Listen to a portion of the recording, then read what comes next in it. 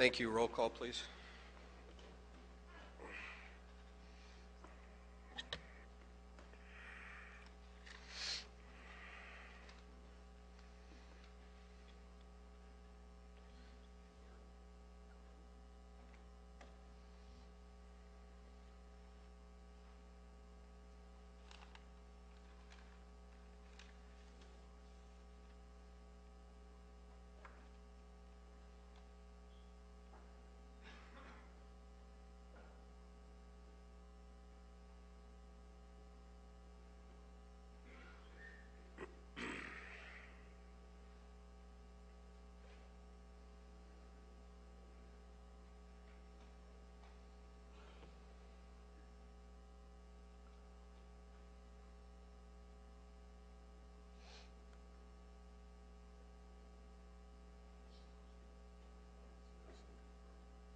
Yes, it's yes and confirm.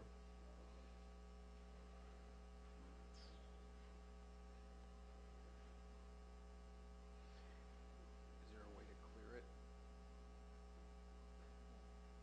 Just gotta bear with us. You're still No, in the that's system. fine. That's fine. Our normal IT is on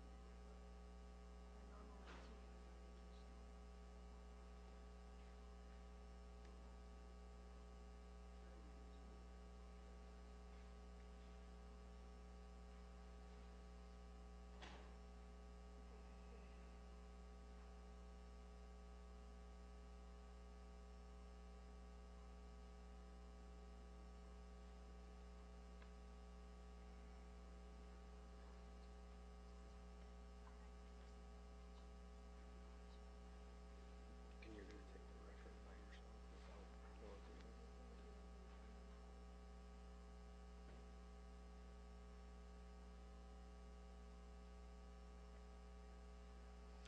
Our IT person is on vacation this week. We are continuing to work with our new sound system and voting board.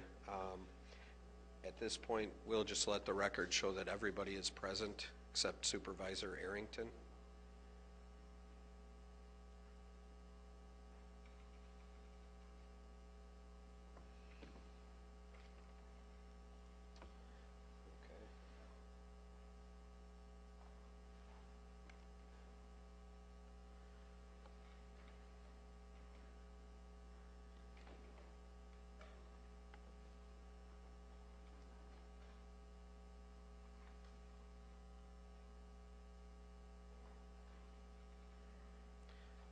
Terry.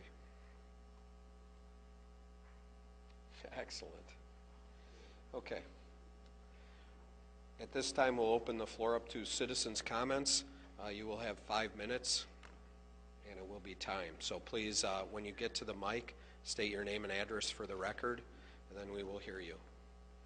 Thank you. First person.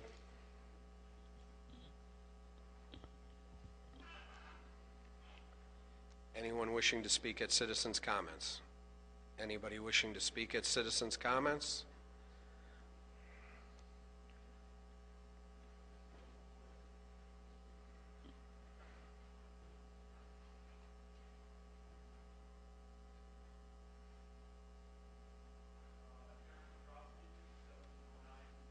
Street.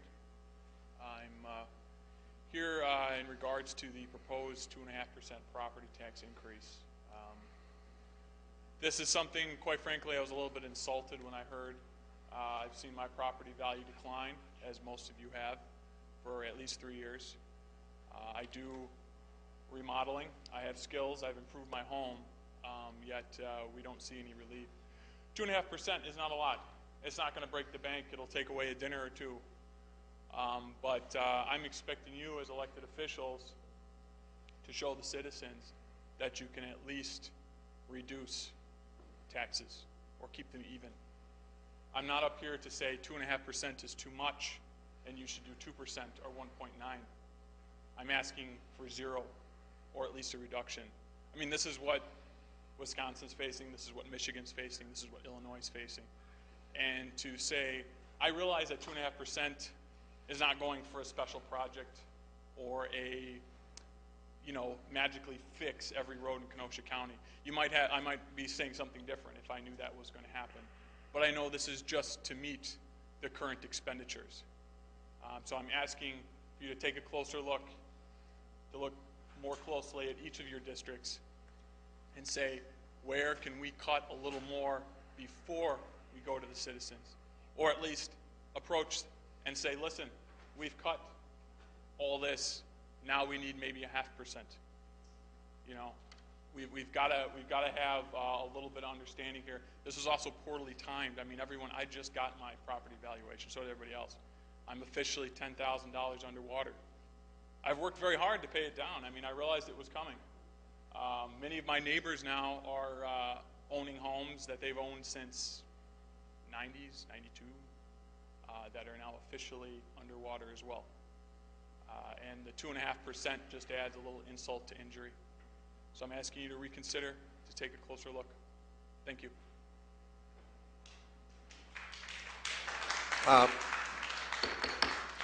No clapping, please.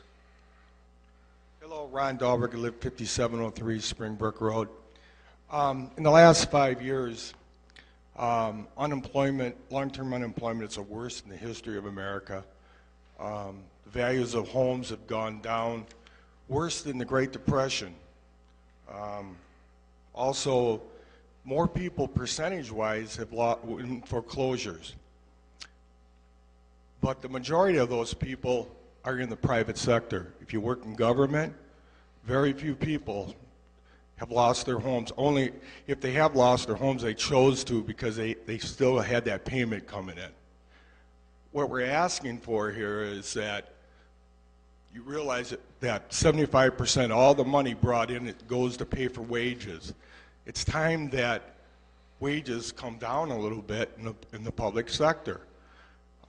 We, in the private sector, those are the people that got hurt, lost their jobs. We are not making what we did in the past. And I just think it's unrealistic. Even a couple years ago when the teachers got a raise, I'm thinking, what is this all about? They don't live in the real world to know that the private sector out there are the ones that have really gotten hurt through this last 5 years. And it's time that we all share in this here grief. Thank you.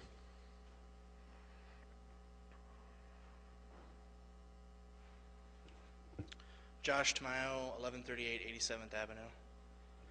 I would like to start off by saying that a tax levy increase of 2.5% would be burdening the taxpayers of Kenosha County even more than they are already. It would not only burden property owners and households that are currently struggling to raise families in this economy, it also affects renters. I myself am a renter. If you decide to increase the tax levy, guess what? This will have a ripple effect not only for homeowners but for renters as well.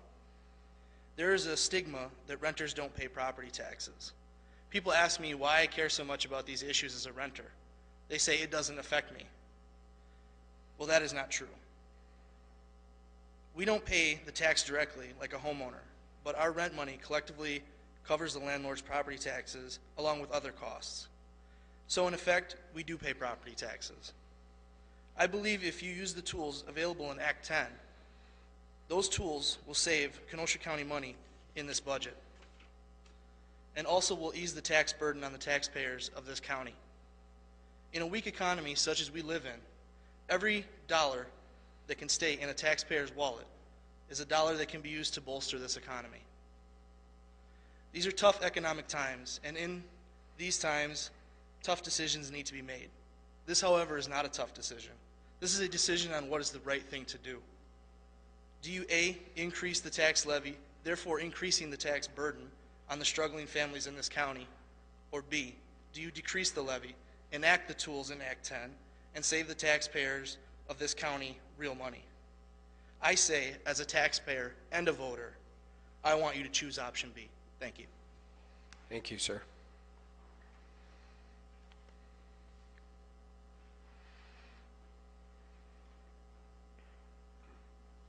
Hello, my name is Greg Retzloff. I live at 3919 4th Street. And I've been in the employee benefit business for over 30 years, so I do know what I'm talking about when it comes to employee benefits. And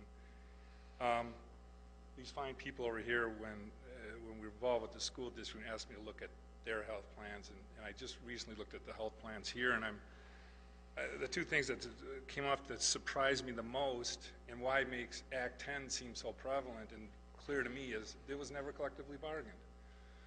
3 of your collective bargaining units, and I think some other employees, have no deductibles and no contributions. I looked at your website, and there are all the plans that were listed as January 1 of 2012, so I assume that's current. No deductibles, no co-pays, and you're asking for some type of increase from us, a levy increase?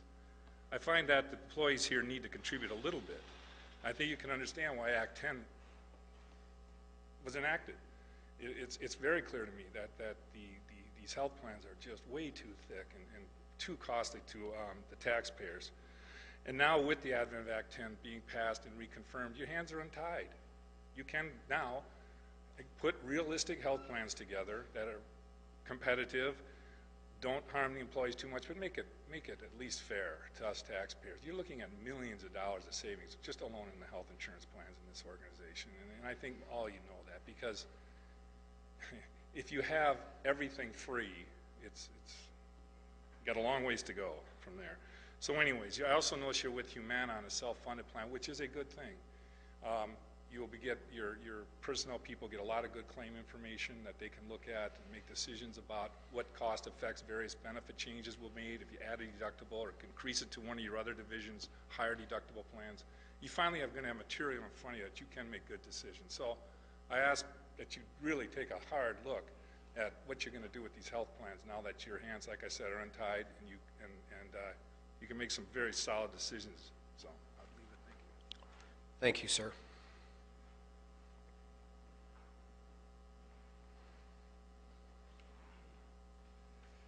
Good evening, Mike Wilburn, 7904 104th Ave, Pleasant Prairie, Wisconsin. When I saw this 2.5%, it didn't surprise me. It made me angry.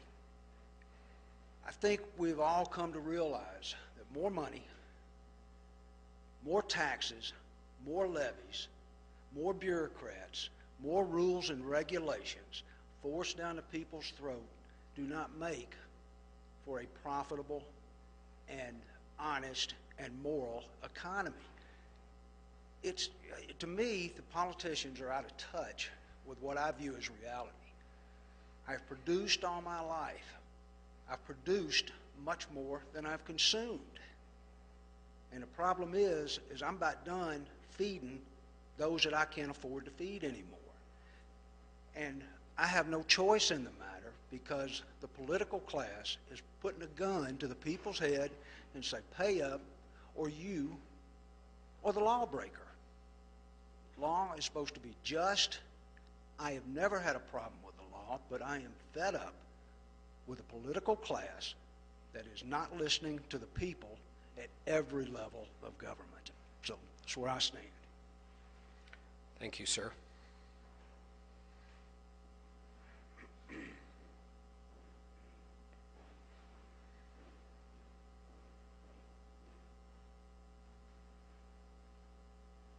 Glenn Petrosky, 6829 23rd Avenue.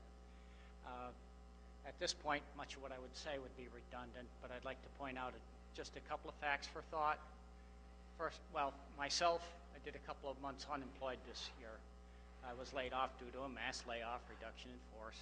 I took another job, I'm working again, but I had to take about a 12% cut in pay. So I know a number of people here have already gone through that. It is a fact that everyone in this room is taking a 0.75% cut every month. The inflation rate is 9%, in spite of what the federal government wants to say. We're all taking hits. We're all taking cuts. A raise in taxes, a raise in anything at this point hurts everyone in this room. Thank you. Thank you, sir. My name is Dan Hunt, 937 Arthur. About a year ago, a friend of mine was closing on a house here in Kenosha. And in the course of his closing, he happened to have a meeting with the original owner of the house that he's purchasing it from. And it was an older woman in her mid-70s who had lived in this house for decades and raised her family there. And they started talking about the house, and she was sharing with him the joy she had in being able to live there, and was pointing out all its benefits and all the positive aspects of this house. And then pretty soon tears started flowing down her face, because as she related the story, the reason why she had to sell her house was because she could no longer afford the property taxes. What's really interesting on the price on this house and what my friend was able to pay for it, and now has it's a mortgage payment just on principal and interest, it's almost equivalent to what he's paying in property taxes for that house. And so a 2.5% increase in the levy, even though it doesn't amount to a lot of money, is something that should not happen. Particularly when this board has not been willing to enact Act 10 with the employees of the county. There are millions of dollars to be saved when you enact Act 10. And in fact, more than enough that would take care of the levy. I've also heard from several county board members that the cost of living has gone up. See, the Consumer Price Index has gone up 1.7%. So we need to raise the levy at least 1.7% for the CPI. Well, the CPI doesn't apply to the whole budget of the county. It certainly doesn't. When you have debt service, those kinds of things, CPI doesn't apply to that. But more than that, the average household income in the United States of America has decreased over the last 3 years by $4,600. We just heard from a gentleman who said that he had to take a pay cut to get a new job. People are hurting. There are people on fixed incomes that are hurting, that are being forced to sell their homes because they can't afford the property taxes. I want to urge you as county board members to think about that when you vote tonight. Think about that.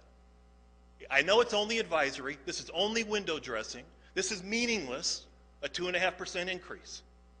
It doesn't mean anything. And in fact, we know that when the county exec comes in with his budget, he's going to come in and say I'm only going to raise property taxes 1.8% or 1.9 or 2, whatever the number is, to come in lower than what you're setting it tonight. We know it's a game. It's a game. But you know what? Let's be serious about it. Let's be serious. At the very least, hold the line. At the very least, don't increase the levy in these difficult times. We know it only amounts to $1.5 million spread out over the whole county. That's nothing. But it says a lot to the taxpayers. Who put you here? Who put you in those chairs? It was the taxpayers that did it. Do something for them. Thank you, sir.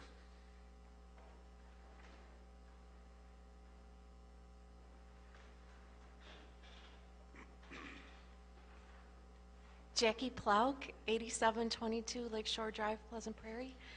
I'm a recent homeowner in the county. I bought in 2006. And I love living in Pleasant Prairie. I love this area. Unfortunately, my husband's job has left the state. And now I'm looking at property values that have plummeted by, in my case anyway, 33%. I now don't live with my husband most of the year because we can't really afford to sell our home.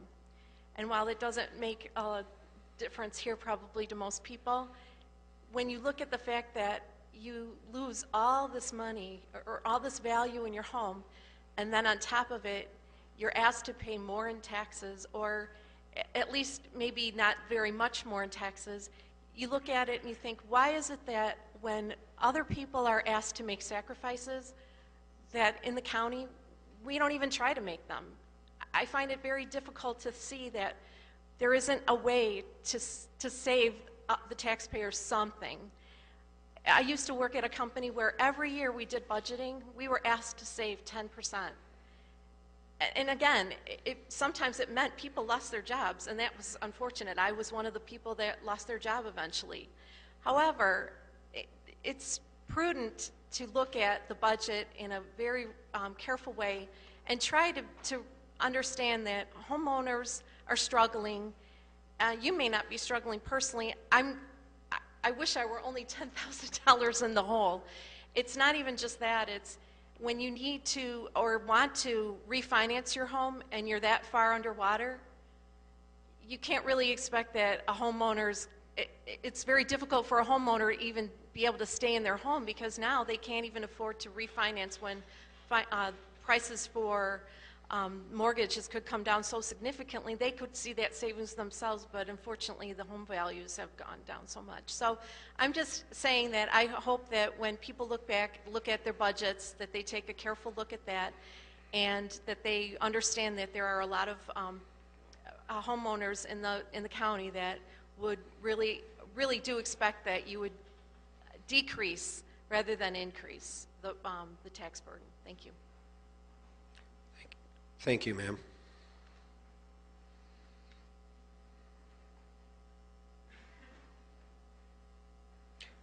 Any other citizens' comments?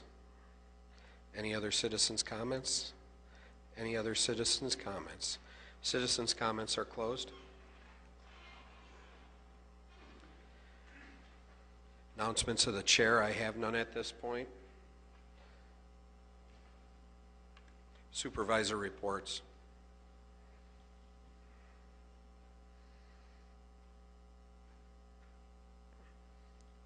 Supervisor Rose.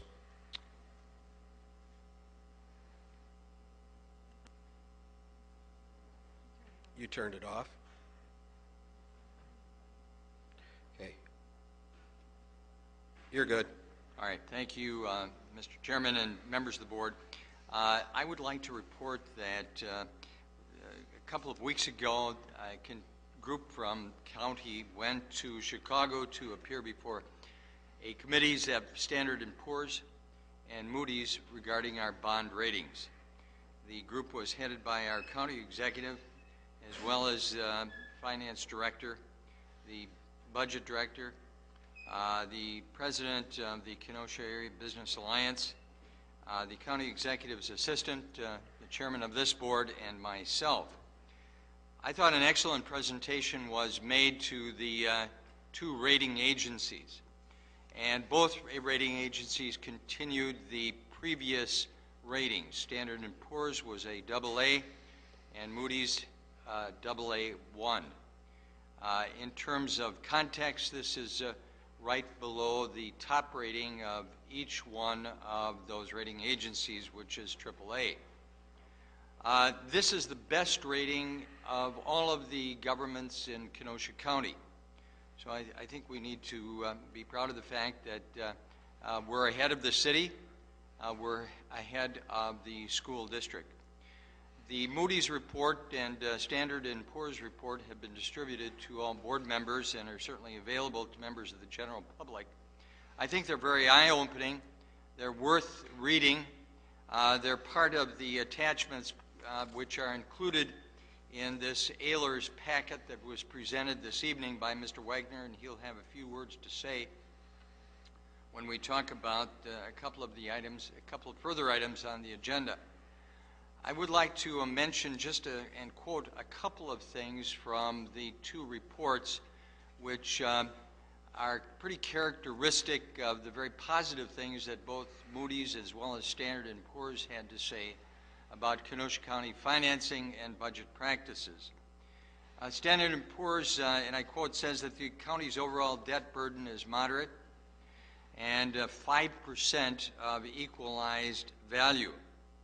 Debt service carrying charges were a moderate 7.7% of annual operating expenditures in 2010. On the other hand, Moody's pointed out that the county's financial operations will likely remain satisfactory due to, and this is a quote, prudent budgeting practices and management's commitment to maintaining sound reserve levels in light of broader economic and state level challenges. What could we do to move those ratings up? I think there are two things here that were cited both by Standard & Poor's and Moody's. One, our county's tax base has to expand. We anticipate that as we pull out of the recession and the outlook for the community as being a good place to locate a business between Chicago and Milwaukee is outstanding. As well as and the second thing is to improve our undesignated general fund reserves to that back at the 17% level. I point these things out because I think this report is worthy of distribution in the community. I've only quoted a few things from it. Each runs about 3 pages long. It has a lot of positive things to say. It's an objective report. It talks about the conservative and prudent budget practices here in Kenosha County. These are ratings that we don't have to have. They don't have to give those things out. Those are ratings that are objective and studied, and I think we ought to be proud of the fact that they are as good as they are. Thank you. Thank you, Supervisor Rose. Supervisor Brunig. Thank you, Mr. Chairman. The Department Administration Division of Housing is changing the distribution method for the 2012 Community Development Block Grant Housing Funds. With decreased federal funding, the DOH is asking non-entitlement counties to form 6 to 8 regional consortiums across the state. Each regional consortium will select a lead county willing to assume the responsibilities for administering the CDBG housing funds. The DOH anticipates the average size of the regional award to range anywhere between $850,000 to $1 million annually. The CDBG entitlement communities receiving allocations directly from the U.S. Department of Housing and Urban Development are not eligible to participate in this new process. Southeastern Wisconsin Regional Consortium will consist of Sauk, Columbia, Dodge, Washington, Ozaki, Jefferson, Rock, Walworth, Racine, and Kenosha counties, with Columbia being the lead county. Dane, Waukesha, Milwaukee, and Milwaukee County are not eligible to participate in this process. On July 17th, the Planning, Development, and Extension Education Committee will bring forward a resolution to authorize Kenosha County to cooperate in the consortium. If anyone would like any additional information on this federally mandated change, please see me afterwards. I'm bringing this forward to you now so that everyone starts understanding this. We have a housing authority in Kenosha County, and these funds are used right now to purchase the homes that are on the Fox River that are in the floodplain. We will still be allowed to use those funds, but once our funds run out, then we have to participate in the CDBG funding in the consortium. We need to get in on the consortium now and not wait the 2 years when we think that our funding is going to run out. So I just want everyone to be aware of it and ask questions ahead of time. Also, our Planning, Development, Extension, Education has gone paperless. We had our first meeting. Anyone who has been on Extension Education or Planning and Development prior to this knows how much paper we receive. This is the one piece of paper that we received from Extension Education, and this is the one piece of paper that actually I received from Planning and Development for our 2 meetings. So I was very happy that we only had 2 pieces of paper out of both of those. I would also really like to have my packet for the county board electronically. I received it today, and I didn't get home until 5 o'clock. This is becoming a problem when I can't look through my packet until right before I walk into the meeting. Also, I noticed, and I had sent you an email, Mr. Chairman, that there is no one listed on here to approve the minutes tonight. Thank you. Thank you, Supervisor Brunig. Edie was on vacation, so those minutes will be coming at the next meeting. Okay, thank you.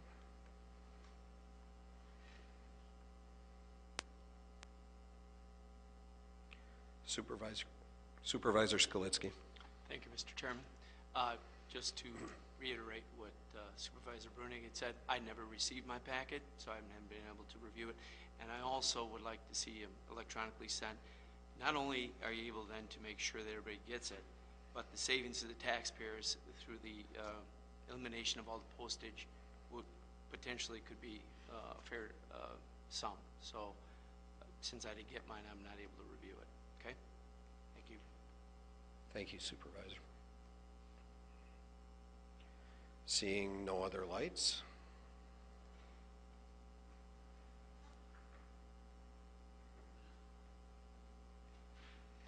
Supervisor reports is closed. Resolution 14, sorry, sir.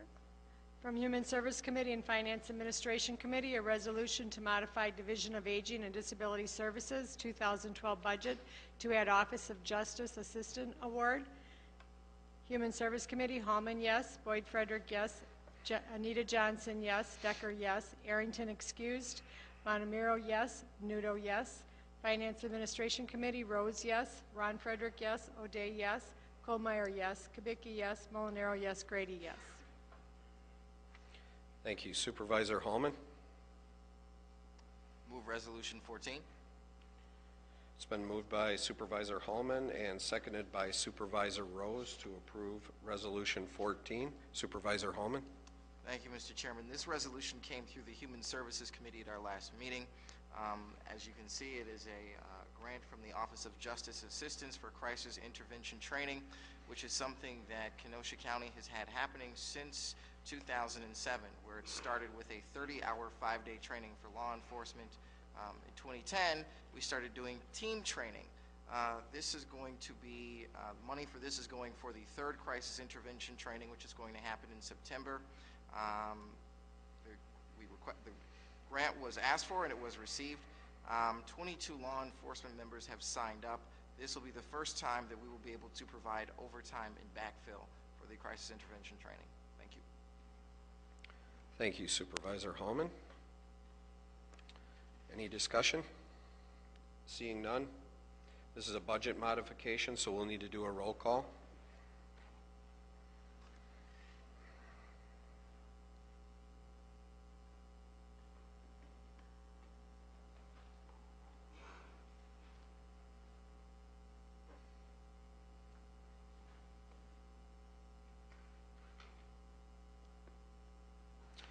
Resolution 14 passes. Resolution 15 from Finance Administration Committee, a resolution awarding the sale of $2,810,000 general obligation county building bonds, Series 2012A. Rose, yes. Ron Frederick, yes. O'Day, yes. Grady, yes. Kohlmeyer, excused. Kubicki, yes. Molinaro, yes. Supervisor Rose. You're good. Mr. Chairman and board members, I would move resolution number 15. It's been moved by Supervisor Rose, seconded by Vice Chair Kubicki. Supervisor Rose. All right, thank you. And board members, this is a authorizing the awarding of the sale of the general obligation county building bonds. This is for the courthouse renovation project that has been going on for a few years. It's part of the larger cost of the renovation of the exterior of these county buildings. This building that we're in was included, the courthouse, as well as the the building that the district attorney is located in, called the Molinaro building. As you recall, the reports to us were the substantial deterioration of the exterior of those buildings required substantial work to be done, and that is been financed through bonds such as these this evening. I think it's prudent management to do this. An opposite example of this is what you probably read about in the newspaper with the city of Kenosha and the Southport Beach House, built in the 1930s, an outstanding building which has been allowed over the years to deteriorate to the point that at least one proponent said, tear it down. When you allow a building such as this, or the courthouse, or the Molinaro building to be ignored year after year after year, you end up with substantial deterioration, and that's what we're trying to avoid here, unlike the situation at the Southport Beach House. And I dwell on that point because I know there's some comments here made that we're overspending. This is just plain old maintenance of some outstanding buildings. I'd also like to call on Mr. David Wagner, who's the Vice President of Ehlers.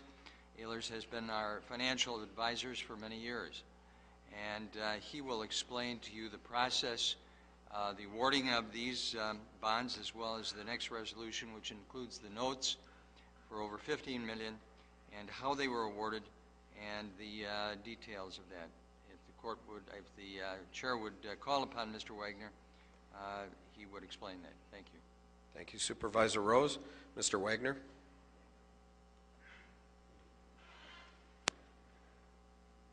Thank you. Board members, chair, and staff, we worked closely, as Supervisor Rose indicated, with the county administration as well as KABA, Todd Battle, outside of the county administration to get the bond ratings upheld, and I think that's the cornerstone of being able to continue to finance projects responsibly and at the lowest interest cost. The process involved, after the bond rating, sending out official statements to bidders electronically all over the country.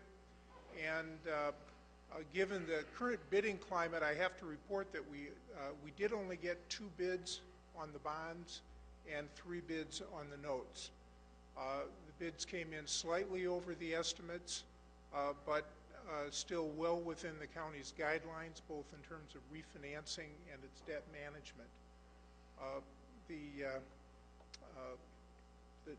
bonds in particular, the winning bid was Robert Baird and Company, representing a group of almost 20 who bid together in a syndicate.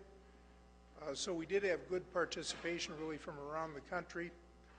The true interest rate for those 19-year bonds is 3.32%.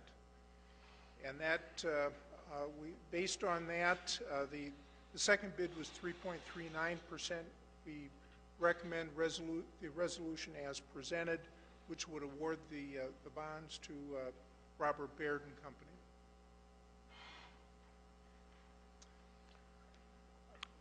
Thank you. Supervisor Noble? Yes, you alluded to it, but you didn't really say much about it. But I can remember when we had 7, 8, 9 companies bid on these bonds, and we only have 2. And usually we're under projection, and this time we're over projection. You say it's within acceptable amount of money, but why so few? I think even our last year we had 5, if I recall. Mr. Wagner? Yeah, we actually consider it somewhat of an anomaly too, and we did some investigating and so on. 2 things were occurring in the market today. One was, frankly, just the ongoing business from Europe. But probably more important than that was that there was just an extraordinary volume of bonds being bid in today's market. You know, the county board meets on Tuesdays, and this Tuesday was an extremely busy bond market. We did have some smaller bond issues that were what's called bank qualified. In other words, they basically, if you borrow less than $10 million in a given year, your bonds can go to a wider market. Commercial banks can participate in them then. We think that may have had something to do with it as well. But it's certainly not a reflection on anything going on with the county's bond rating. It's perception, the perception about the county or anything like that. We really consider it really kind of a bidding anomaly today, because we really have used exactly the same process for decades here. So that's a short or a long way of saying we don't know. Supervisor Noble, you still have the floor. I guess the question would be, do you think it would be prudent on our part to not support, taking this bond bid, these bid tabulations, and wait for a day that wasn't so busy on the bond market? We don't think so, just for 2 reasons. One is you tend to lose the bidders that you have if you rebid. And secondly, given the volatility of the capital markets right now, there's really no guarantee it wouldn't end up costing you more money. So we do recommend that you award the bonds as presented tonight. All right, thank you. Thank you, Supervisor Noble.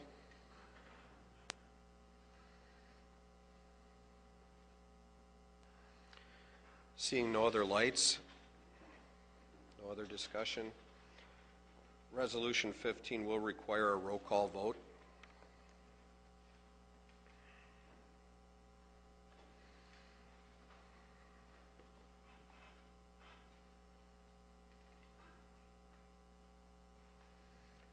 Resolution 15 passes unanimously. Resolution 16 from Finance Administration Committee, a resolution awarding the sale of $16,075,000 general obligation promissory notes, Series 2012B. Rose, yes. Ron Frederick, yes. O'Day, yes. Grady, yes. Colmeyer, excused. Kubicki, yes. Molinaro, yes. Supervisor Rose. Mr. Chairman, board members, I would move resolution number 16. It's been moved by Supervisor Rose, seconded by Supervisor Grady. Supervisor Rose. All right, thank you. And this bond resolution takes care of the capital projects in the 2012 budget, including such things as improvement of highways and roads, our fiber optic communication systems project, and other projects which are more particularly enumerated in the capital budget and might range all the way from trucks to equipment used at the highway department or at the parks department or at the golf course. And I would also ask if you would call upon Mr. Wagner to explain the process of the sale of those bonds today. Thank you, Supervisor Rose. Mr. Wagner. Thank you again. The process used for the notes was the same as for the bonds, with the following notable differences. Notes, as opposed to bonds, may only be issued for 10 years. Hence, there's a different designation as notes versus bonds. They're also broader in purpose, as Supervisor Rose noted. There's a whole basket full of capital improvements that are financed in one issue. In this case, 3 bids were received, so conceptually kind of the same situation as with the bonds.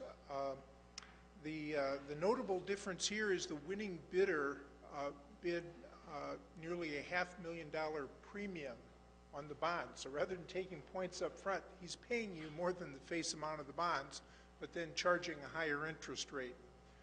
We evaluate that based on something what's called the true interest rate, which conceptually is the same thing as the annual percentage rate on a car loan or a home loan.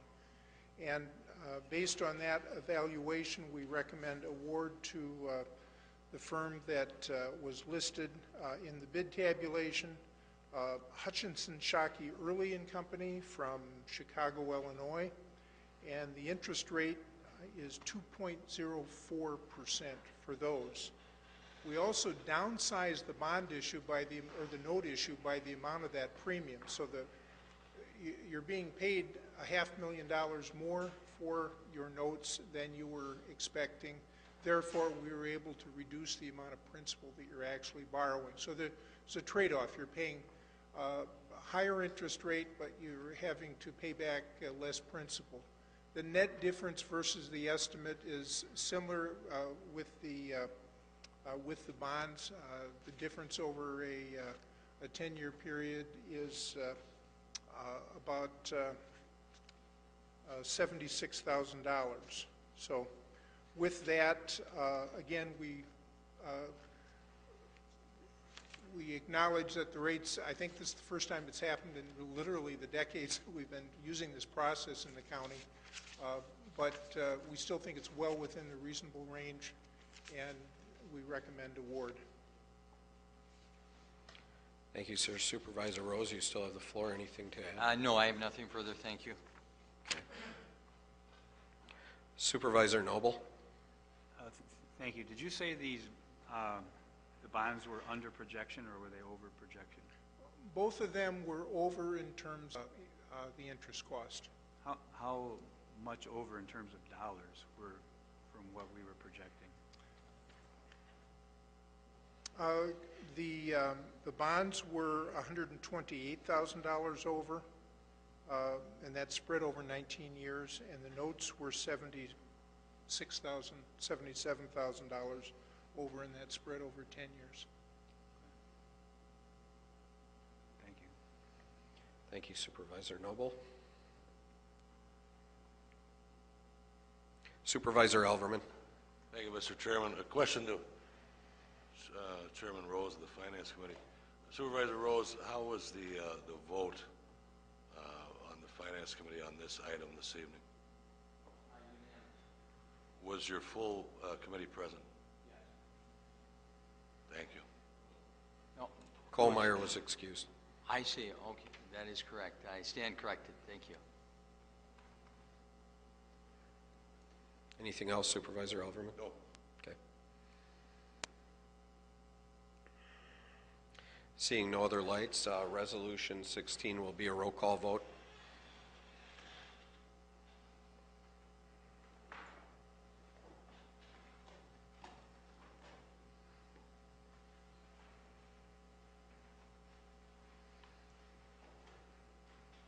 Resolution 16 passes unanimously.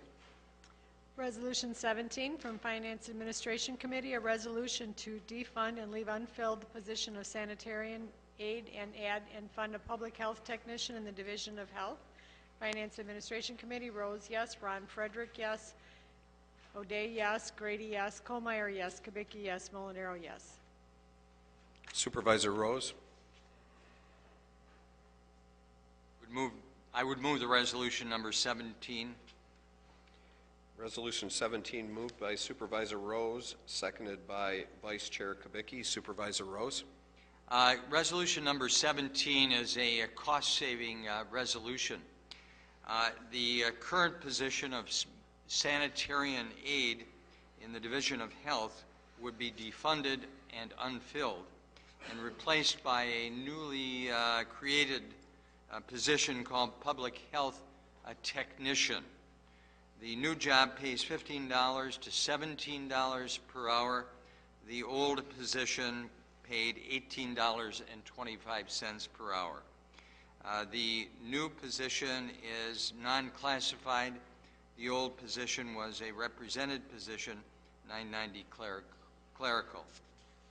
I urge you, the committee approved it unanimously, and we urge your support. Thank you, Supervisor Rose. Any discussion? Seeing none, all those in favor of the resolution, please say aye. Aye. Any opposed? That resolution passes. Resolution 18 from Finance Administration Committee, a resolution to change health benefit policy for registered nurses. Rose, yes. Ron Frederick, yes. O'Day, yes. Grady, yes. Kohlmeyer, yes. Kubicki, yes. Molinaro, yes. Supervisor Rose. I move resolution number 18. It's been moved by Supervisor Rose, seconded by Supervisor Ron Frederick. Supervisor Rose. The resolution before you is to change the benefits for registered nurses at Brookside Healthcare. If you understand and are somewhat familiar with the marketplace for registered nurses, it's a much more competitive marketplace than ever before. Registered nurses are able to attain jobs in this community as well as other communities with better rates and benefits. At some locations are given upfront bonuses or signing fees to commence work as a registered nurse. This resolution is an attempt to improve our competitive position with respect to registered nurses by doing something with the health care benefits and improving that so that we are competitive in seeking in the marketplace for registered nurses. Thank you, Supervisor Rose. Seeing no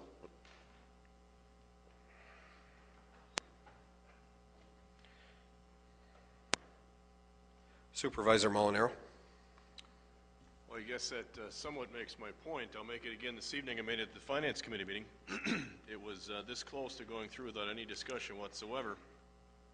Yet, if you recall, it wasn't too long ago, I believe the last year and a half, 2 years plus, there was an awful lot of debate on this county board floor about whether a part-time employee should or shouldn't be receiving benefits at whatever level, whatever scale, whatever contribution, etc.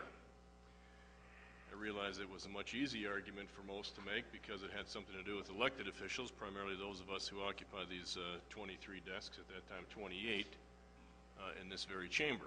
So, before you cast your vote, which I supported this in committee, I had some reservations. I expressed my concerns and my questions to Mr. Riedel.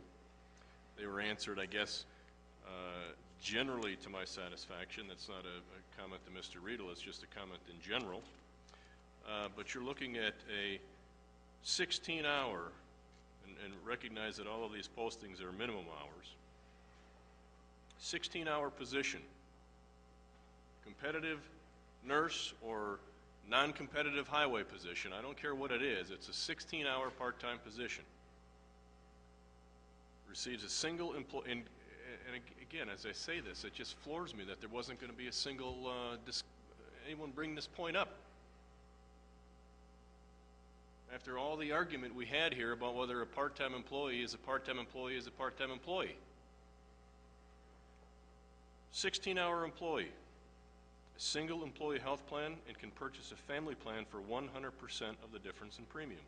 So either get the single or they can purchase a family for 100% difference between the two, not 100% of the family plan. 24-hour employee or posting. Single employee health plan, it can purchase a family plan for 40% of the difference in the premium.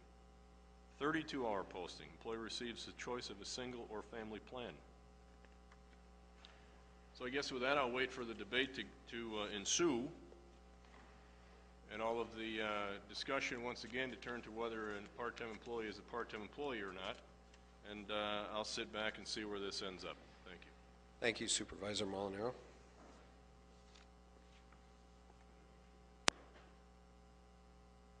Supervisor Noble.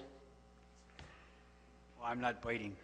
And I was actually on the same side as Mark on that argument. But here's my question. I'm reading from this document.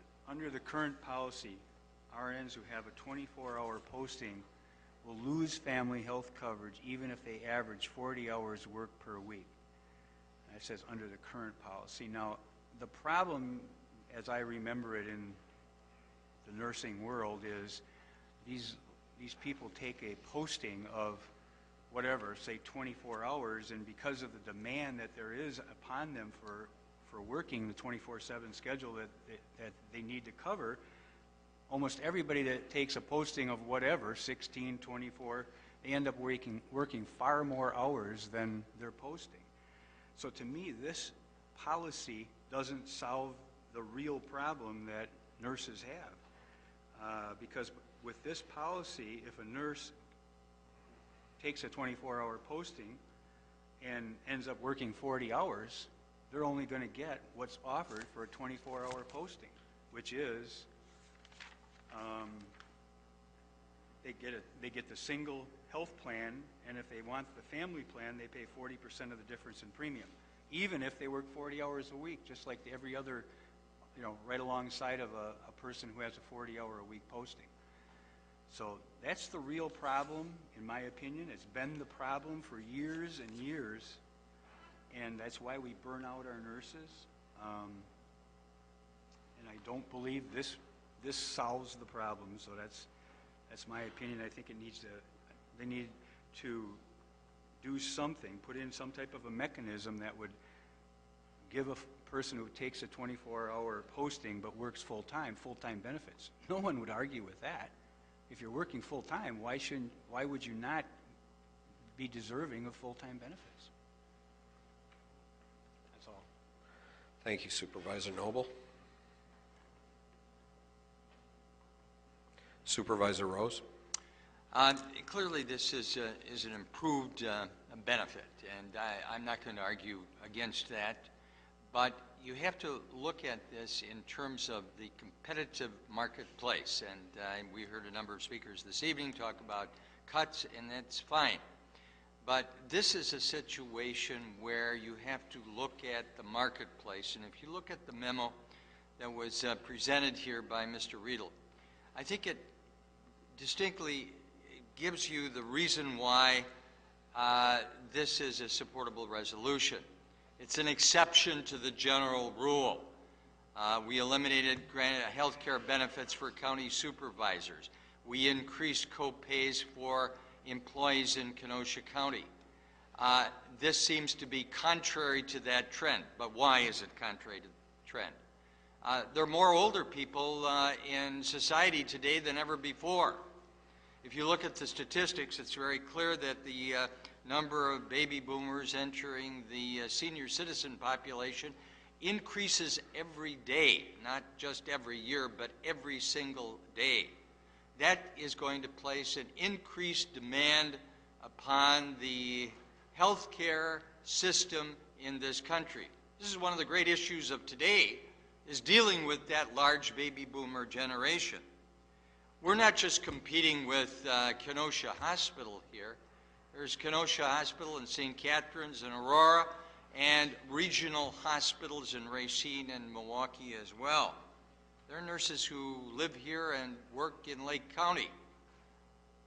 They work in Milwaukee County. Some of them work at a number of locations. Fewer people are entering nursing. They go to college not with the intent of becoming a registered nurse. So this is the general marketplace there. It's supply and demand. This is old basic economics. And you can say, well, we're not going to pass a resolution. You can even amend it and say, you know what, this is a good place, we're going to cut. And we'll cut. Then what do we do over here at Brookside? Then when the standard of care drops because you don't have enough employees to deal with these ever-increasing number of baby boomers entering the geriatric population, then are you going to be faced with the ultimate question as, well, we not be in that business at all? That's the general proposition that you have to look at in deciding, am I going to vote yes or am I going to vote no? Thank you, Supervisor Rose. Supervisor Elverman. Thank you, Mr. Chairman. I'd like to make a motion to defer this to the next county board meeting. It's been moved and seconded I'd like to speak on that then. To defer this to the next county board meeting. Supervisor Elverman. Thank you, Mr. Chairman. I'm not big on deferring things, but it's obvious I'm not the only person that didn't receive this packet until today. This is a pretty serious decision to make, and the next step is going to be getting Mr. Riedel up here, and he'll tell us why we need to do it. But I need to read this information, and I think the county board needs to, and there is no urgency to this resolution this evening, so I would ask everyone to vote to defer this to our next meeting, give us a couple weeks to study up. Thank you, Supervisor Elverman. Supervisor Noble. Yes, thank you. I didn't get my packet either, and I'm in favor of deferring. But if we defer, I don't think that I was heard. What I think we need to do is add something to this. In this state-of-the-art computer world, there must be some way we could put a mechanism into the program, into the payroll program, so that if an employee works full-time, even though they have a 24-hour posting, they are eligible for full-time benefits. I'm actually suggesting we go a step farther, which is, in my way of thinking, just common sense. If an employee works full-time, they get full-time benefits. So if it does go back to deferred, I think that they need to look at that mechanism and tell us how that could work. Thank you, Supervisor Noble. Supervisor Johnson, Anita Johnson.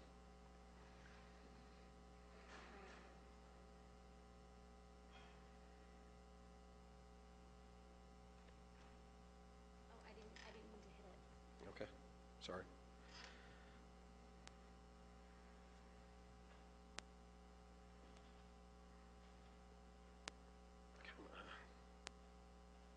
Supervisor Skalitsky? Thank you, Mr. Chairman. I concur with Supervisor Elverman because I also didn't receive a packet, so I have not had a chance to review this.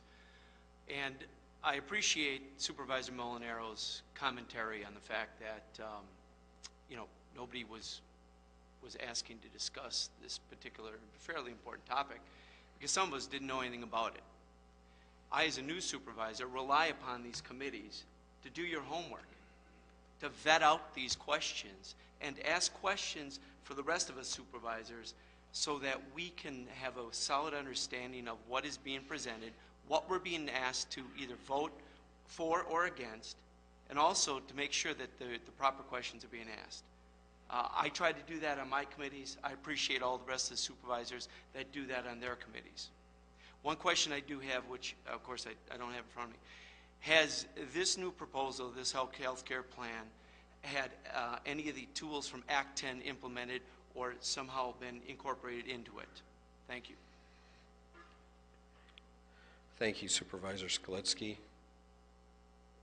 Mr. Riedel, would you like to respond to that? Sure.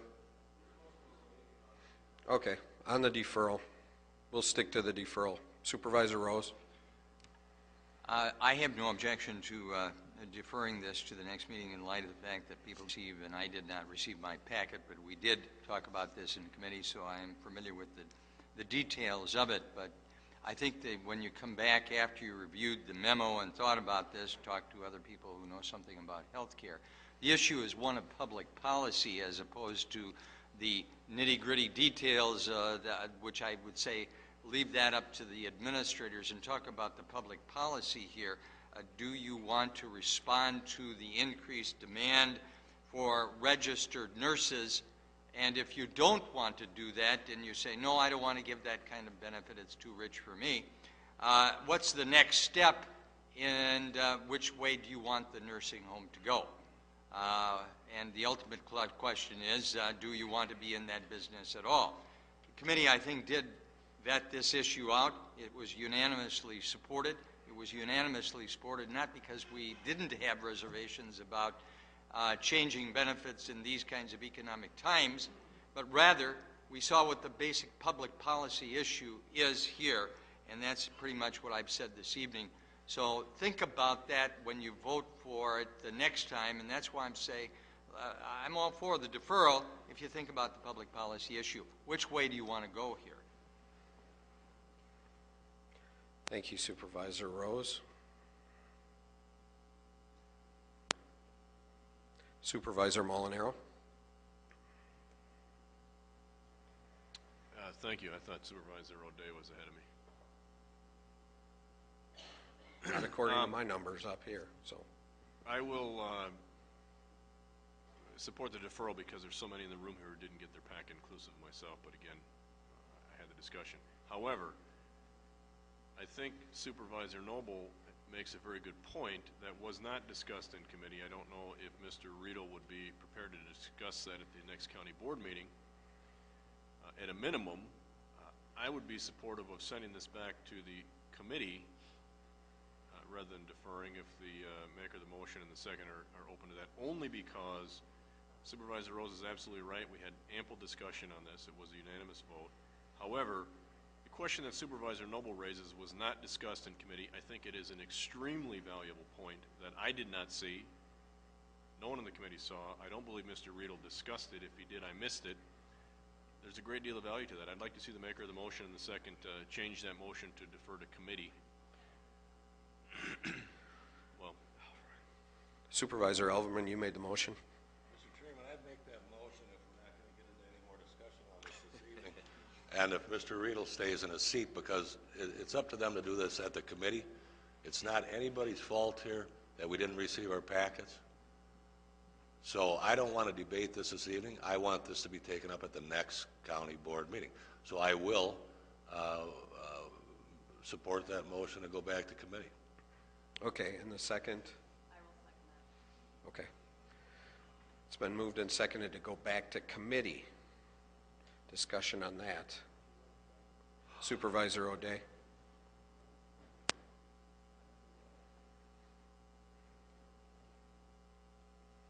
Supervisor O'Day? Nothing? Okay. Supervisor Decker? I support sending it back to committee. I do have a few questions that I would hope the committee would take up when it is sent back. What the benefits of the other facilities in the area are in Kenosha County and Racine County. What the benefits that we give now are. How many vacancies we have compared to other like facilities. And why, and then to Supervisor Noble's point, why we post jobs at different hours, for example, 16 hours, when we know that they will work more hours than that. Thank you. Okay. Supervisor Grady? Thank you, Mr. Chairman. Move to call the question. Question's been called and seconded.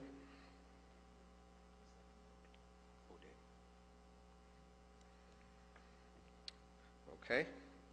All those in favor of sending it back to committee, say aye. Aye. Any opposed? Okay, that'll be put on. When the amendment. Okay. Close debate on that issue? Okay.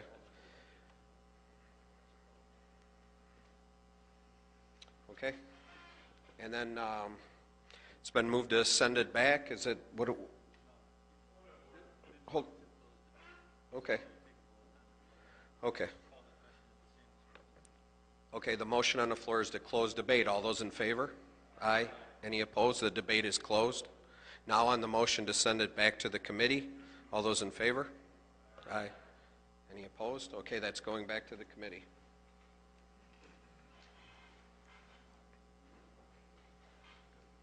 Resolution 19 from Finance Administration Committee and authorizing Resolution 2013 Kenosha County Budget Advisory Levy Objective.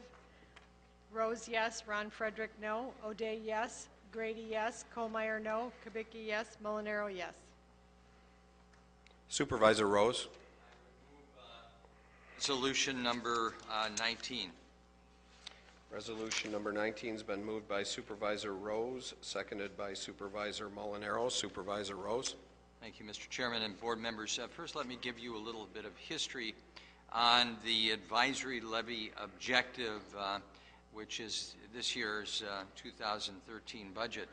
Approximately 8 years ago was the first time that this type of advisory levy objective resolution came before the County Board of Supervisors. Prior thereto, the County Board did not give any kind of advice to the County Executive before his budget was presented to the County Board for its consideration. We waited for the County Executive to make the presentation. It was referred to committees, and then it returned to the Board for action. And we found in various years that the levy was going up 6%, 7%, 8%, and the thought approximately 8 years ago was to get some control on that increase. And we found many times that there were not sufficient cuts when the executive presented the budget. It largely would pass as presented. And I say the increases were 6, 7, 8% in many situations. But when this resolution came forward, we started out debating 2.5%, 3%, and 8 years ago, I think the County Board began to get control of Kenosha County's budget. And we gave advice to the executive that it was the sense of the board, and based upon our discussions with constituents, our study of the political climate, our knowledge of prior budgets, that it would be a good thing to get control of that increase, and we brought it down in the range of 2.5 to 3%, with the exception of last year, where we had a levy objective of even a lower figure. And that was a range. We had a budget resolution which said 1.75% to 2.5%. So we gave the executive a range. Now, the executive can completely ignore this resolution. It is only advisory. we are expressing at this time in June, prior to the presentation of the budget, our feelings on the subject. And there may be some that would say, well, we don't know, we don't have enough facts to make that kind of decision. And you can always, I make that argument when you're presented with a decision, I want more facts. But what we're trying to do here with this resolution this evening, as we have in the past, is to give the executive some advice on what we know the political climate is, what we know about the budget, and where we think the direction of the county ought to go. Now, in considering the 2.5%, the committee had two resolutions before it, 2.5% and 3%. That's not, those aren't the only numbers that can be offered. There were no amendments offered by anybody at the committee for any other figure, and the 2.5% passed. If you want to amend that this evening in either direction, you're certainly free to do that. In taking a look at 2.5%, perhaps if you weren't familiar with the budget, you might say, well, it doesn't look like they're making any cuts whatsoever. That isn't the case at all. By passing 2.5%, if you look at some of the attachments to the budget resolution, you're going to have to make, or the executive is going to have to make, $1,988,000 worth of cuts to achieve the 2.5%. That basically is a maintenance type of operation for Kenosha County, and you're also going to have to deal with an increase of health insurance costs of $1 million. And you can approach that in different ways. You can cut benefits, you can ask for employee contributions, but keep in mind that you have an older population here. You have more and more people who are getting older, and older people have more health problems, and that's why you're showing here a $1 million increase in health care benefits, health insurance costs, and that's a nationwide trend. Our costs generally have been counter or less than the nationwide trend in many years.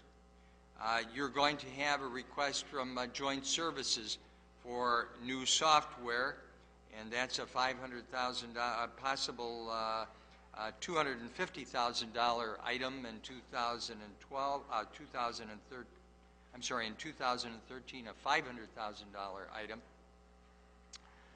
That's to deal with the 911. You can defer that, but at some juncture you're going to have to deal with that kind of issue. There are some revenues that are going to be less, again, in 2013. There will be a small shortfall from the state of Wisconsin. It's anticipated that the Sheriff's Department revenue is going to decrease. So when you consider all of these things and you want to maintain the kind of services that you have right now, you're still going to have almost $2 million worth of cuts to achieve 2.5%. So I ask you to keep that in mind if you decide that you want to amend this resolution downward. And I also go into this more detailed explanation so that the general public has an understanding that when we talk about 2.5%, we're not just saying, well, sit back and light up a cigar and say everything's going to go on and we'll throw on an extra 2.5% for good measure. That's not the case at all.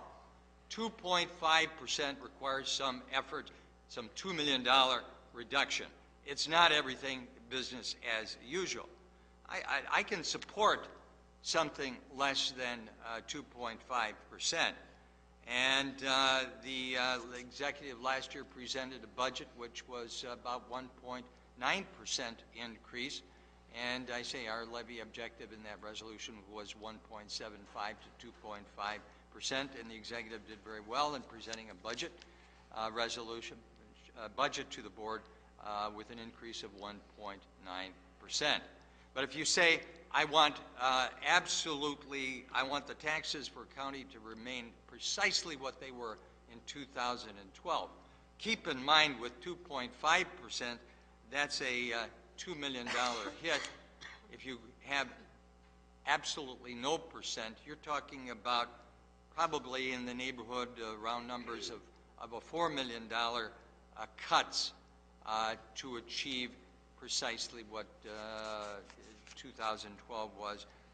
And I don't know how you're going to deal with some of these things like increased health insurance costs, but at any rate, keep those facts in mind when you're considering all of the issues and the public policy issues this evening. And the other thing I would suggest, because many people will say, I've got some emails on cut the fat out of the budget or cut the padding out of the budget, was one email that I received and was asking for some suggestions on that point. Keep in mind that 57% of your budget is the Sheriff's Department budget.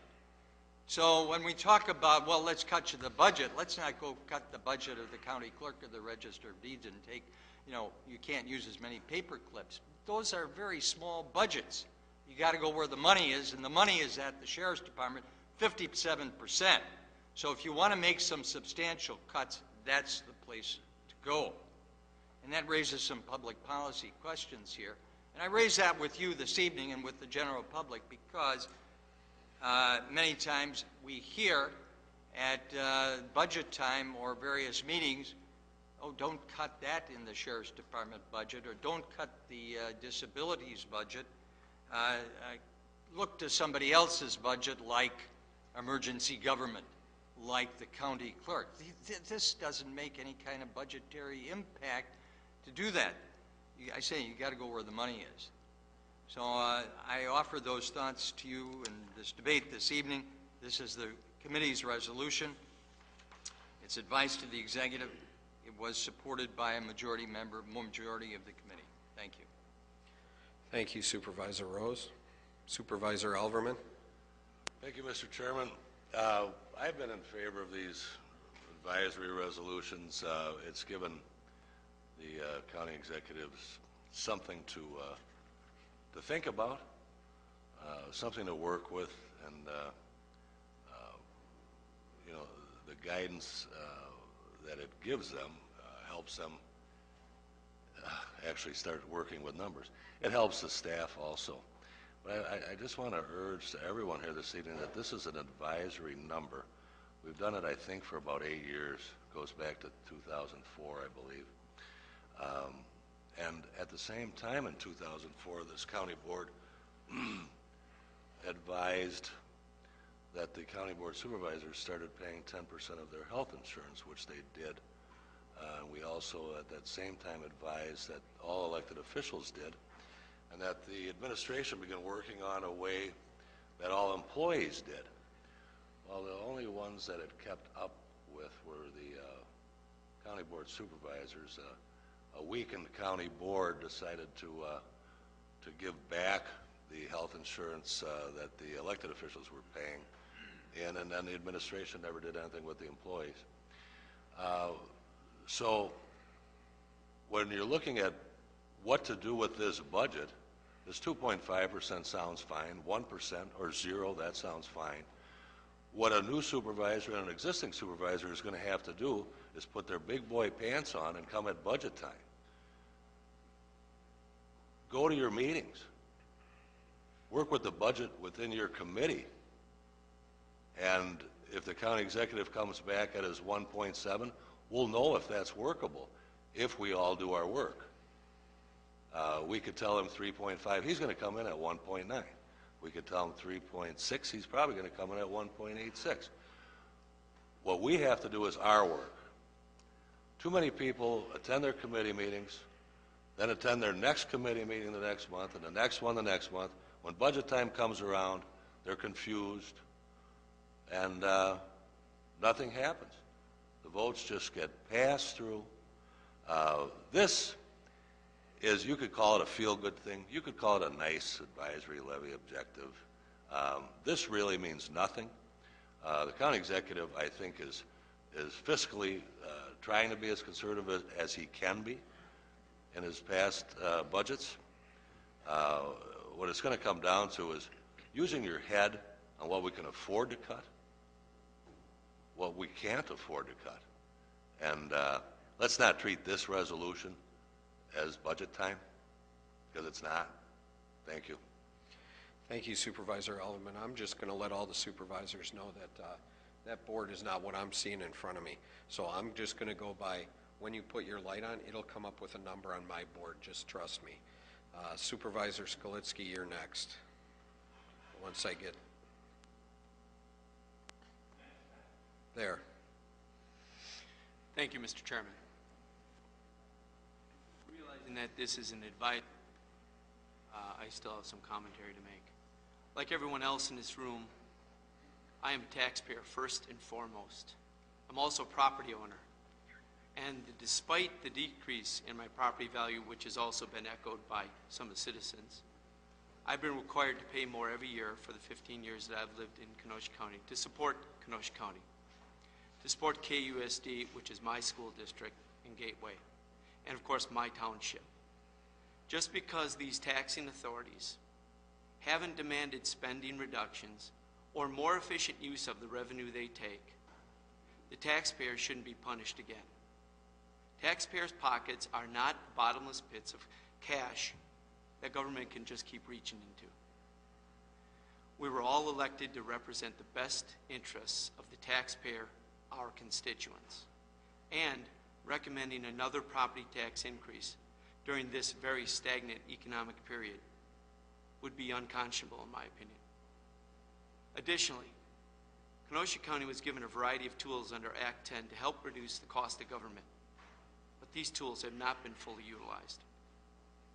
One of the goals of this board should be to help Kenosha grow by creating an environment that is attractive to both businesses and citizens.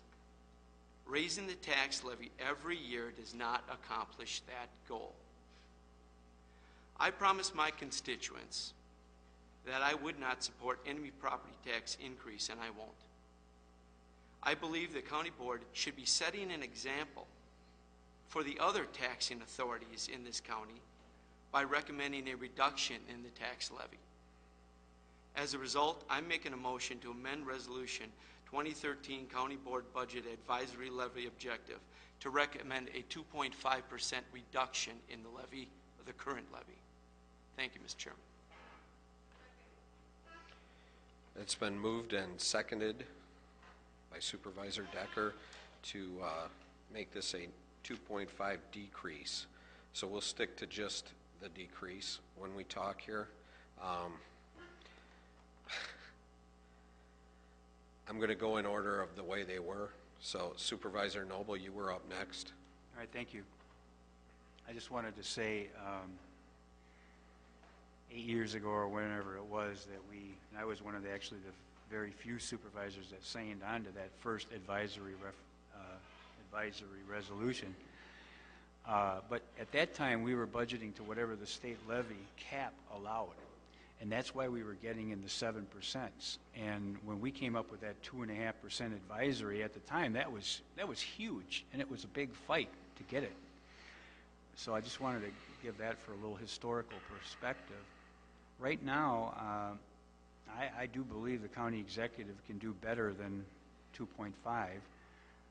Last year, he came in at 1.8%, and if you recall, last year, there's no county employees contribute towards their premium for health insurance. And the thought was during the budget of last year was as many county employees are coming out of their union as of the end of this year. So I can't remember the percentage, but pretty much almost everybody is, except for the sheriff's department, is going to be capable of contributing towards their health insurance. So this is the year. This particular budget is going to be the year where we're going to, I would assume, the county executive is going to ask employees to start contributing to their premium. You know that I have been a proponent of that for probably at least 8 years, if not 10.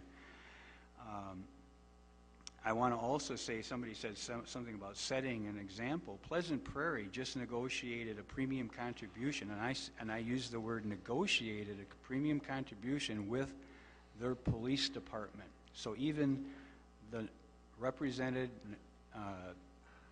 police for Pleasant Prairie, who are, not subject to Act 10, agreed to participate to their premium. So I believe the 2.5% is not the right number. 2.5% increase. I'm not positive 2.5%.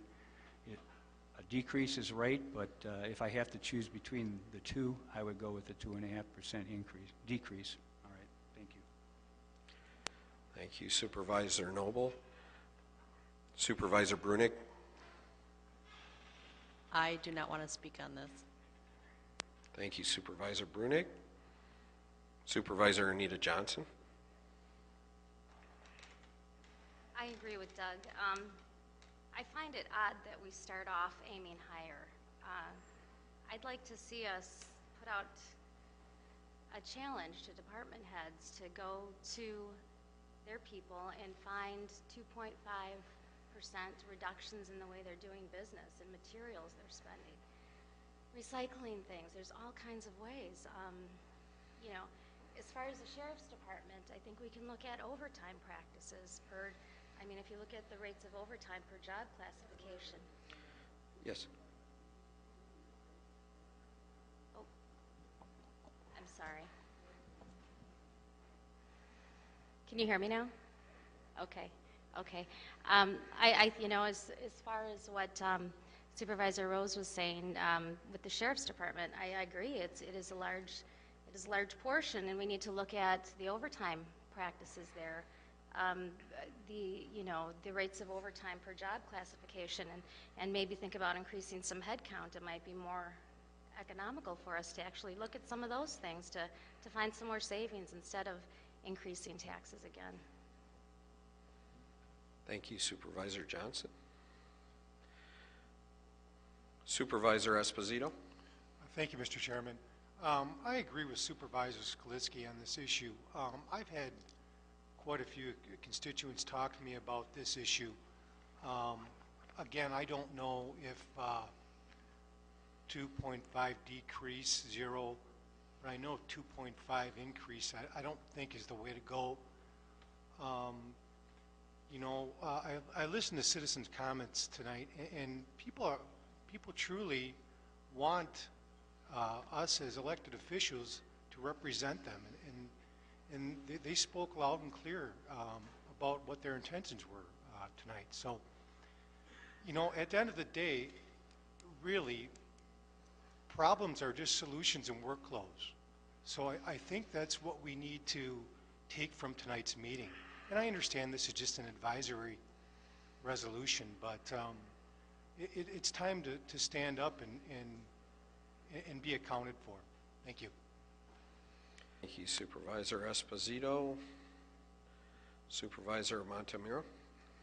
Thank you, Chairman. I agree that it should go down. Our property value, our assessments went down, but I don't hear that our property taxes went down. So there's more money that is there, but the point is this. We now have Act 10. It is to our advantage to use that. And if we don't do it now, all we set a precedence is the same order we've been in, and we're just not representing the people. So I think if we want more work done at the committee, if we're able to say that our recommendation as a board is no increase or 2.5% decrease, then we can ask the people to bring us those kind of budgets, and we can get more involved. So I strongly recommend that it goes down as well. Thank you. Thank you, Supervisor Montemuro. Supervisor Rose. After a quick consultation here with the Finance Director and the Budget Director, at least a rough estimate of the impact of the proposal now of a decrease by 2.5% would be $5 million in cuts from what we would project for 2013. Before we were talking about $2 million worth of cuts. To achieve this would require $5 million worth of cuts. And that is substantial.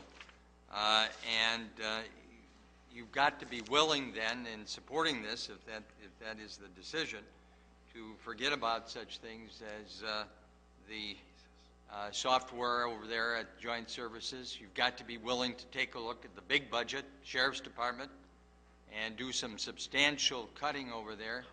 Same with Social Services. That's where the money is in those two departments. It's not the don't go after the Veterans Department or these other small departments. You've got to go after the big dogs, not the small ones.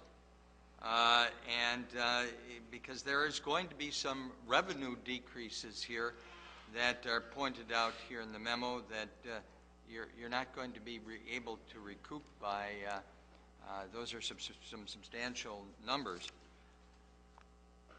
I think I would offer this further thought here, and I'm not necessarily opposed to what the maker of the motion is, but maybe this needs to go back to the committee, and we need to have a special finance committee meeting before the next meeting and come back with this. I don't look upon this resolution as, quote, just advisory or to suggest that it has no meaning. I think it has a lot of meaning, and it gives great direction to the county executive and the general public. Which way are we going here? So don't look upon this as just insignificant babblings of the county board that doesn't have any information here. You are making a public policy statement by saying we want to go at one direction a decrease or an increase be at 2.5% or 1.75%, whatever your pleasure is. So if the board wants us, I'm certainly willing to bring this back to the Finance Committee and have it back and call a special meeting, have it back at our next meeting, and we can take another look at it. Thank you, Supervisor Rose. Supervisor Ron Frederick. Thank you, Mr. Chairman. I'm one of those who voted against the resolution in committee, and I made my point, and I'm not going to go through that again, my point, but I do have a concern about the 2.5% cut, okay? Because my idea was that we tell the county executive, bring your budget in, and you live with it, and you convince the public that it's justified, and then we'll go from there. What we're doing is telling him, if you come in at 2.5% or less, that I guess we're accepting that, and that was my objection. As far as the amendment to 2.5% reduction, I don't think I could support that, because $5 million out of this budget is not going to. But I could support a zero increase, or vote the resolution down, and let the county exec come in with his budget, and then we'll take it from there. I mean, that's the way I remember, and I know I've been gone a long time, but that's the way we did it.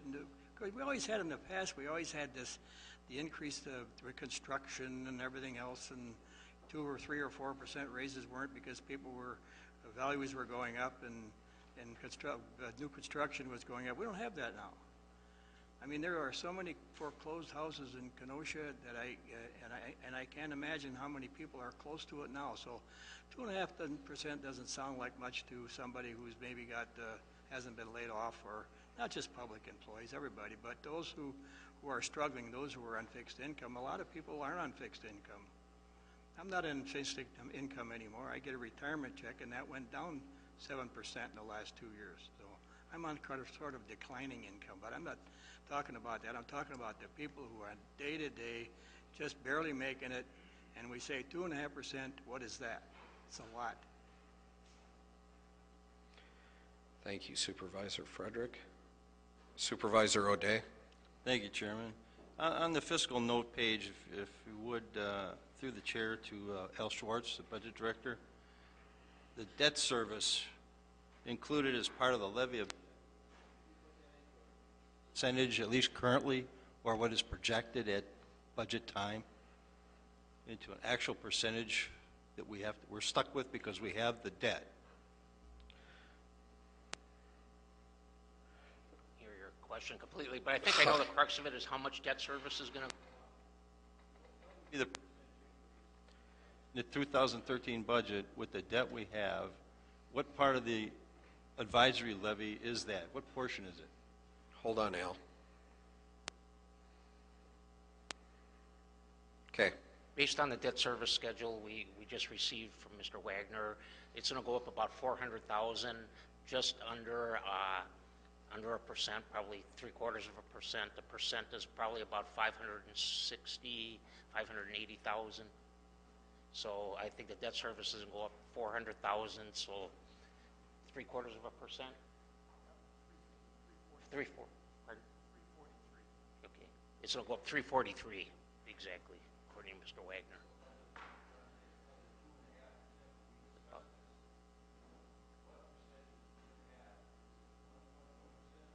It's going to be a little over.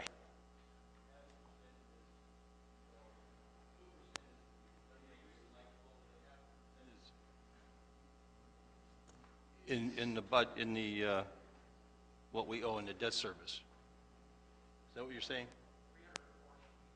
That is the increase for debt service for 2013 budget. A 1% increase would be about $560,000, $580,000. So I'm just estimating it at a little bit over a 0.5%. I should say 0.6, somewhere around there. Hold on. You're going to have to ask a question, and he's going to have to answer it. You're on the same channel, so I can't. There, you're up. Thank you. Question. I'm done. Okay. Supervisor Molinaro. Well, I fully anticipated the debate we have tonight. Actually, there's very little debate. It's ideas, and the idea that I'm hearing over and over again. The only one I heard of substance is there's got to be some recycling we can address, or maybe cutting back on supplies. Anything else around this 2.5% reduction has been that it just would send the wrong message.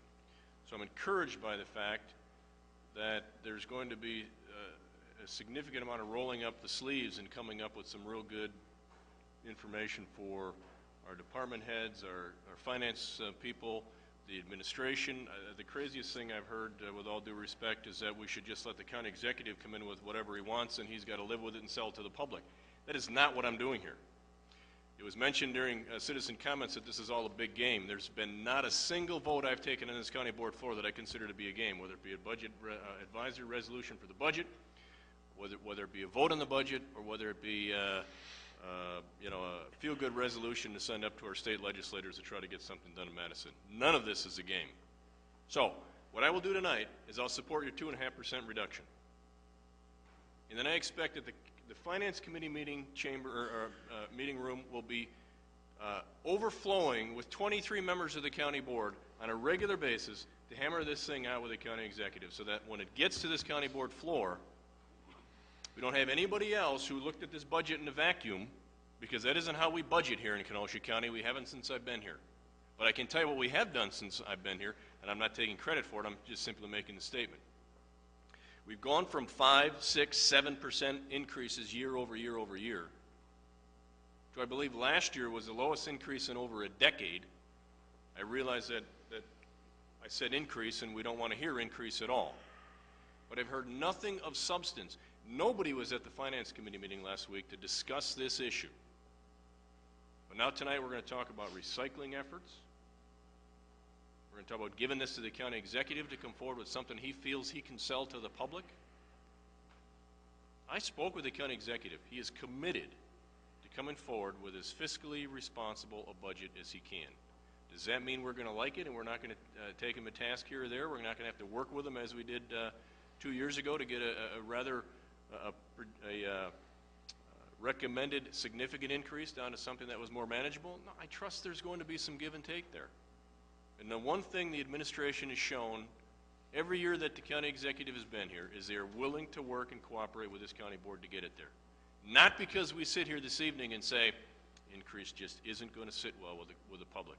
I don't want to pay any more than $9,500 that I paid in taxes last year either on my property. In the town of Summers, where I was saying that the county bump was 1.5% or just over 1.5%, until a significant number, and there's Summers residents in the audience here tonight who got their tax bill and it said very clearly, county increase, 5%. I had some explaining to do there. So understand the whole thing. You can't just do this in the vacuum of an advisory resolution or wait for it to come to your committee and then say, well, geez, I guess our particular oversight department did their homework and did all they could do, so we'll just move that on to the finance committee. You want to make an impact? When it gets to your committee, if you don't like it, make the change.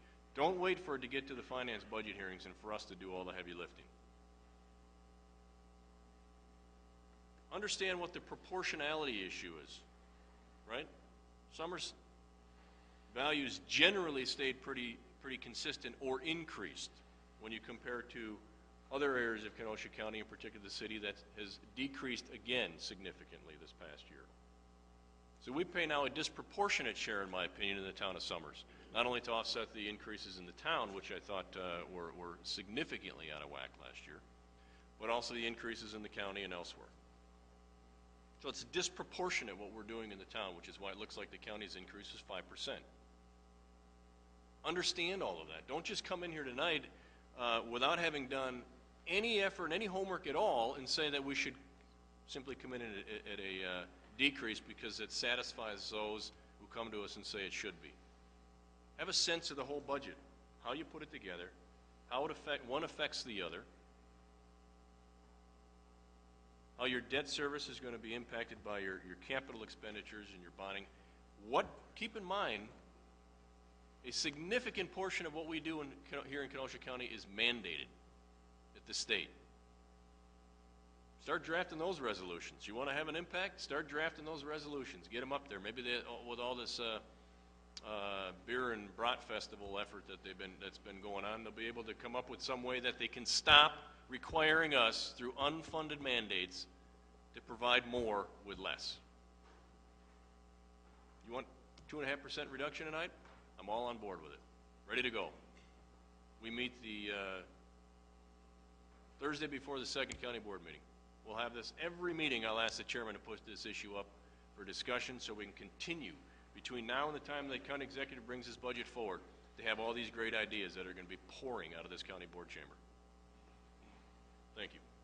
Thank you, Supervisor Molinaro. Supervisor Montemuro. Thank you, Chairman.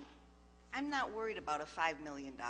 That's what it costs us to remodel the Molinaro building, and we needed to do that. We have to do maintenance.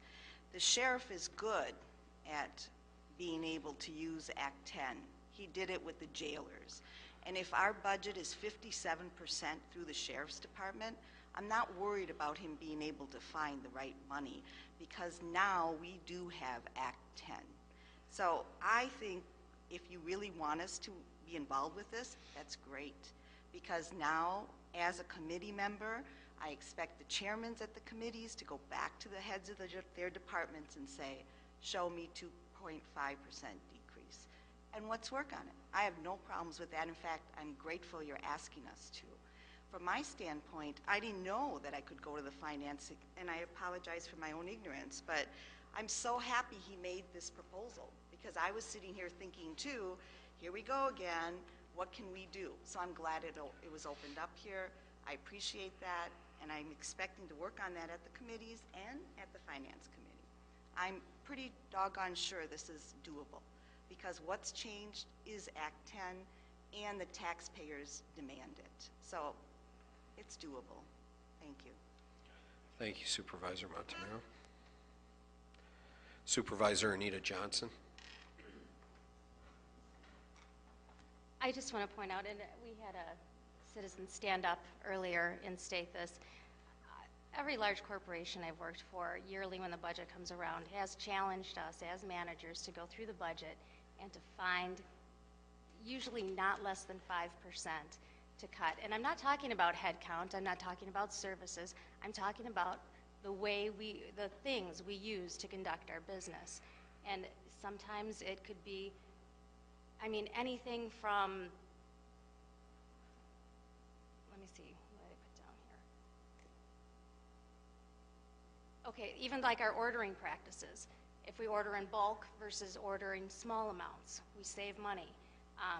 And when I was referring to recycling earlier, what I meant by that is instead of using one-time use products when we're performing something, finding ways to use things that don't have to be replaced as often. There are ways to find savings easily, and we've done it in large corporations year after year. We get challenged constantly to go in there. We don't lay people off. We don't take more benefits away. We find smarter ways of doing business. We even often offer incentives to employees if they can come up with something. And it all, you wouldn't believe the things that people will come up with. Thank you, Supervisor Johnson. Supervisor Rose? Mr. Chairman, I would move that we refer this back to Finance Committee with the understanding that we'll bring the resolution forth at the next board meeting, either as is or with some other number, and we certainly will take into consideration the proposition of the decrease of 2.5%. It's been moved by Supervisor Rose, second by Vice Chair Kubicki, to send this back to the committee. Yes.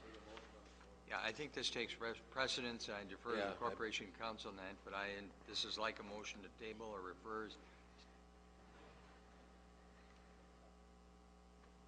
Yep.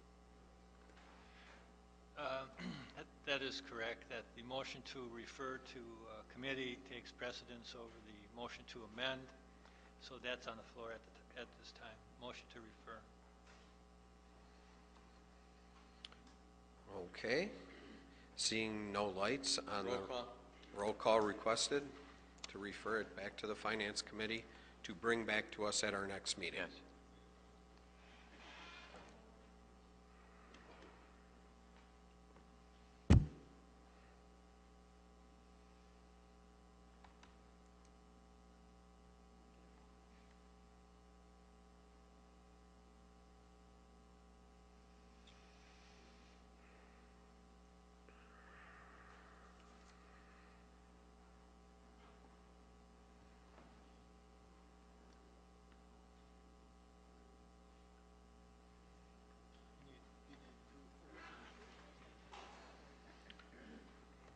Pardon? Pardon me? Okay. 2/3 present.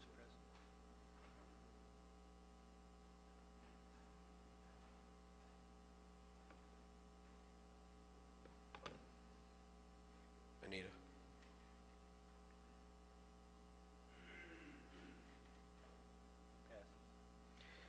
That motion passes and it will be going back to Finance. And I would just recommend that everybody who had a voice tonight, please come to that meeting or make every attempt to, so that we don't have, as Supervisor Molinaro said, everybody come in here. And so try to make that meeting. Thank you.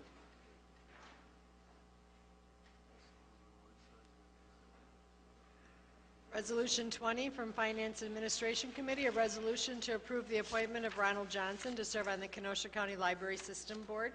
Rose, yes. Ron Frederick, yes. O'Day, yes. Grady, yes. Colmeyer, yes. Kubicki, yes. Molinaro, yes. Supervisor Rose? I would move resolution number 20.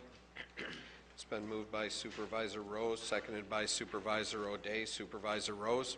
Supervisor Ronald Johnson has been a long-standing member of this county board. He has served longer than any other supervisor currently on the county board. He has formerly been a committee chairman as well as chairman of this board. The committee recommends him to you for appointment to the Library System Board.